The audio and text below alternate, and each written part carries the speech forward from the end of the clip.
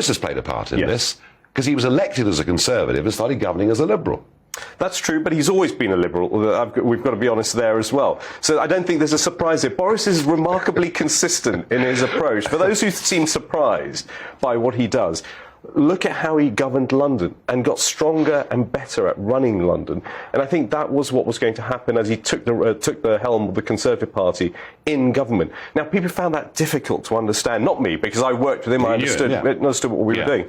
I think the challenge was those around him to help him do that. Now, we're at the point where we are. I think it's the future we've got to look at. You said, the best of the worst is what we're looking at here. Well, I think we've got 5-6 weeks, God bless us, to hear from these two candidates develop. I think they need to establish their conservatism, a new conservatism.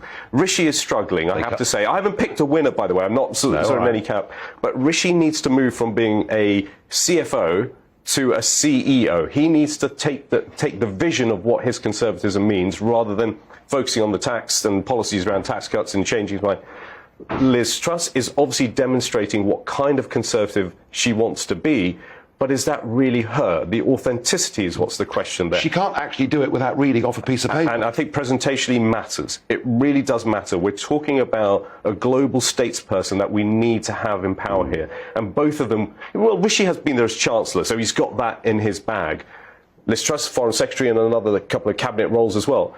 It's a close call, I would say, Nigel. They both have it there to win, but they've got to demonstrate the conservatism that appeals both to the party members, the future of this country, and to the broad public, because they've got to get them on side as well. Final thought, 2 parts. Number 1, should Boris be put on the ballot, as Cruddas and 12,000 demand? And if he's not, which I doubt he will be, is he going to be a very dangerous presence on the backbenches? He won't be put on the ballot. That's not what this is about. He shouldn't be on the ballot. It just demonstrates the popularity and the uniqueness of the man and his brand of politics. And the splits in the party. The splits in the party, but I think it's more of a push from the public and members, as we can see. And will he be worse than Ted Heath? What's to Mrs Thatcher sitting on the backbenches? I think Boris has more to give in public life.